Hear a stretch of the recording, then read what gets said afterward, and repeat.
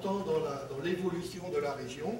On va maintenant voir, avec les collègues, quelques diapos sur justement les faits qui ont marqué les 15 années en question. Alors, je vais donner la parole à Roger. La lumière tamisée est bizarre, je ne comprends pas bien. Nous et messieurs. Voilà, Roger.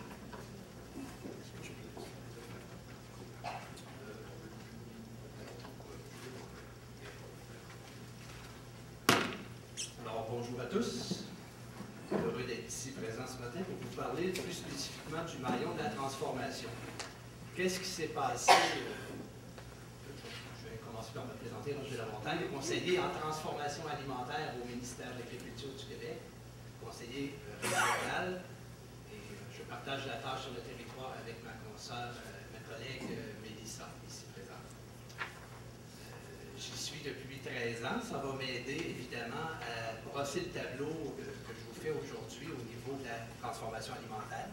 Les périodes correspondent assez bien, donc c'est aidant. Bien sûr, j'ai commencé par rechercher des statistiques pour voir l'évolution du partir du point A au point B en 15 ans. Et je vous avoue que c'était très difficile. C'est quand même assez pointu quand on recherche des statistiques pour un maillon donné, la transformation alimentaire dans une région. Alors, la seule référence, la seule source de données qui existait, c'est le profil régional de l'industrie bioalimentaire au Québec, que le ministère produit environ tous les 3 ans. Alors, qu'est-ce qu'on retire des profils si on regarde il y a une quinzaine d'années par rapport à aujourd'hui?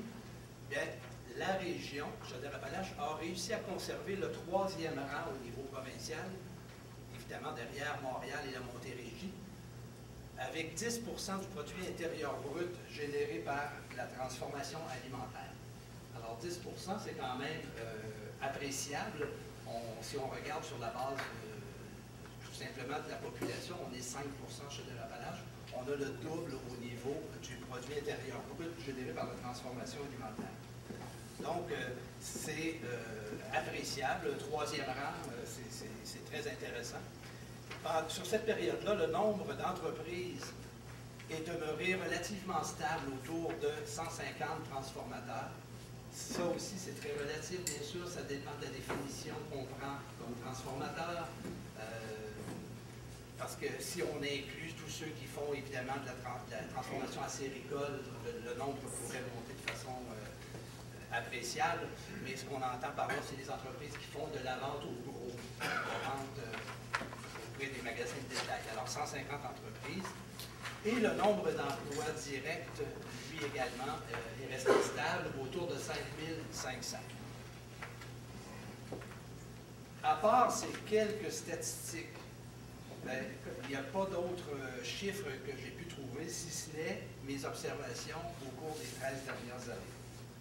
Alors, on vient de dire que c'était relativement stable, si on regarde au niveau des statistiques, mais il y a tout de même eu du mouvement. On va y aller en 2 étapes, les grandes entreprises et les PME. Tout d'abord, les grandes entreprises. Bien, ce qu'on a observé, c'est qu'il n'y a pas eu de nouvelles implantations. Les implantations de grandes entreprises, malheureusement, on n'en a pas eu. Bien sûr, il y a eu quelques rachats. Il y a eu des entreprises qui ont été rachetées, comme Agrinov, qui a été racheté par Kerry, Vachon Culinaire, qui a été racheté par Saputo, Aliments Vachon par Smoker, Aliments Martel par Aliments Flavio, Groupe Premier Chef par Aliments Breton. Alors, c'est des mouvements importants, mais pas d'établissement de nouvelles entreprises. On a assisté à de l'expansion de plusieurs, c'est-à-dire des investissements et des augmentations d'emplois chez Olimel, Exceldor, Meunerie TransCanada, Boulangerie Saint-Méthode, Rodal, etc.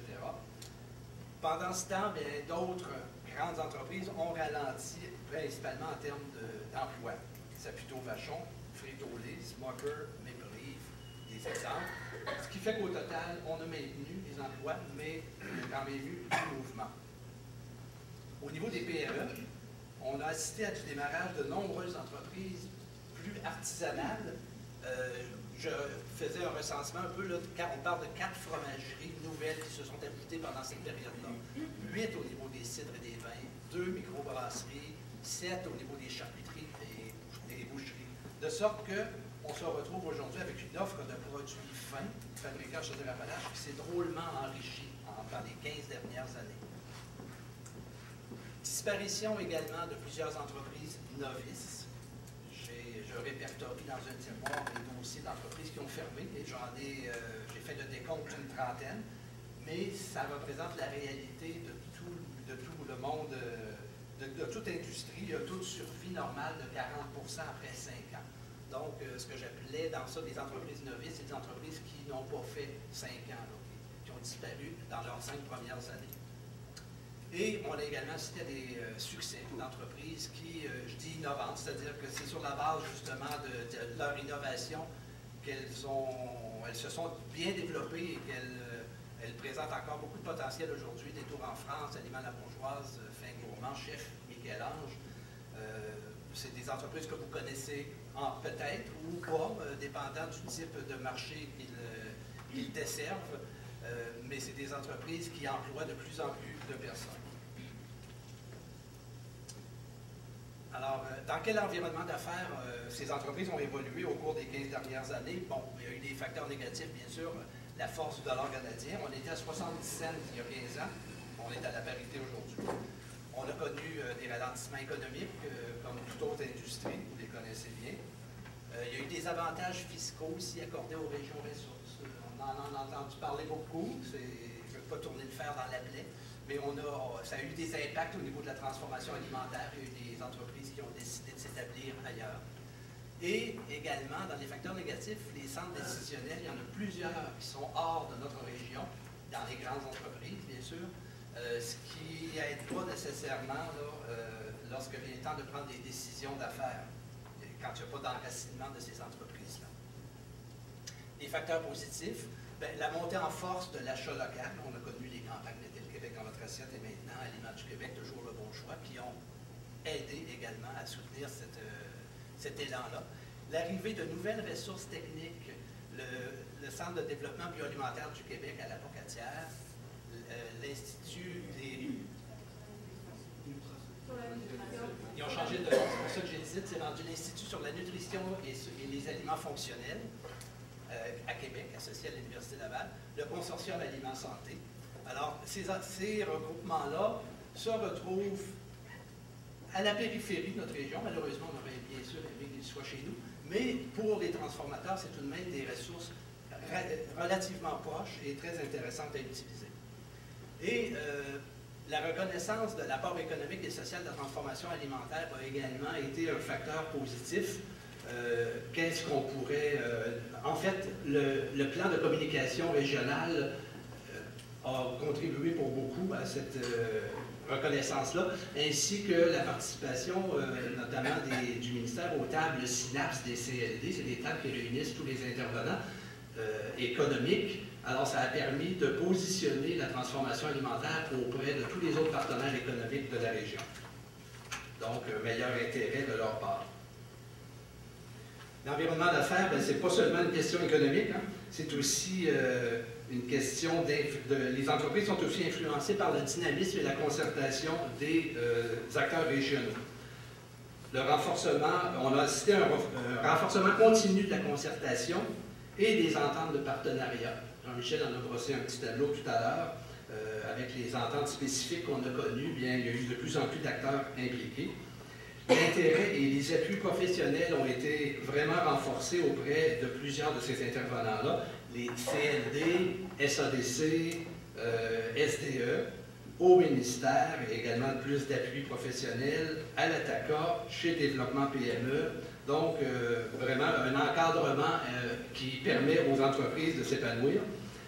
Et il y a eu des études, bien sûr, des projets pilotes émanant du milieu, notamment de la Société de développement économique Marie-Vraine. On parle d'études sur les ateliers collectifs en transformation, des projets pilotes comme Alliance Agrinova Syntec, le groupe Conseil à R&D. Alors, beaucoup de réalisations. Dans les autres réalisations qui ont intéressé vraiment les transformateurs, on parle des colloques annuels, rendez-vous agroalimentaires qui ont été réalisés au cours des 10 dernières années.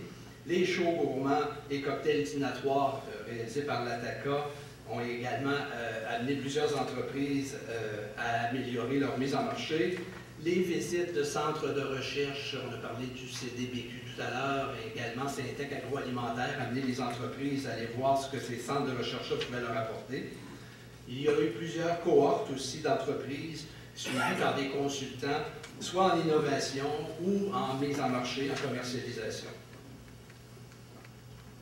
Il y a eu de l'accompagnement des entreprises pour l'accès à la restauration. Il y a eu plusieurs répertoires d'élaborer au niveau des produits, des entreprises de la région. Le répertoire des transformateurs à forfait en fait partie.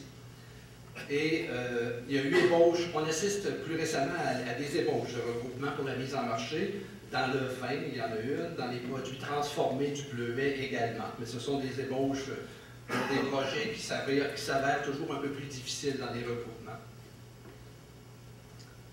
Perspectives et défis. Bon, pour les grandes entreprises, je dis, elles sont grandes, oui, mais elles sont fragiles. Hein? Quand on disait tout à l'heure qu'il y a plusieurs centres décisionnels qui sont en dehors de notre région, on n'a donc pas beaucoup de contrôle sur les décisions qu'elles prennent. Attraction dans les défis pour ces grandes entreprises-là, attraction et rétention du personnel. Ben, tant au niveau des manœuvres, des corps de métier que des professionnels, ça devient de plus en plus difficile de pourvoir ces postes-là et de les conserver. On entend parler dans toutes les entreprises, mais on le vit effectivement. L'innovation également demeure un défi. Il faut toujours aller au-devant. Alors même pour les grandes entreprises de notre territoire, ça demeure un défi important. Et également, bien sûr, la compétitivité. Ces entreprises-là, les plus grandes, font face à une concurrence nationale, à tout le moins, mais souvent internationale. Donc, la compétitivité demeure un défi, l'automatisation, les coûts de fabrication. Et pour les PME, je vais finir avec les défis pour les PME. Nos PME, qui sont la pépinière de demain, comme on vient de le dire, il y a peu de grandes entreprises qui viennent s'établir. Donc, les PME, c'est notre avenir régional. Quels sont les défis? Bien, évidemment, l'innovation. Souvent, les entreprises se limitent à faire ce qu'on appelle de l'extension de gamme, un produit de saveurs différentes, mais l'aspect innovation n'est pas toujours au rendez-vous. Élargir le bassin de consommateurs, évidemment, des économies d'échelle pour les entreprises qui veulent aller vers un peu plus de masse, de production de masse, c'est le défi de la distribution et également des regroupements. Amélioration de la gestion, on pourrait nommer les 5 fonctions. On peut peut-être particulièrement parler de la mise en marché, des coûts de revient. Alors, la gestion dans les PME, ça demeure un défi. Et également le transfert d'entreprise, parce qu'on réalise qu'il y a plusieurs de ces PME-là dont les dirigeants prennent de l'âge et qu'il n'y a pas de relève identifiée. Donc, il y a du travail à prévoir à ce niveau-là. Voilà, j'espère que je vais pas dépasser le temps alloué. Merci.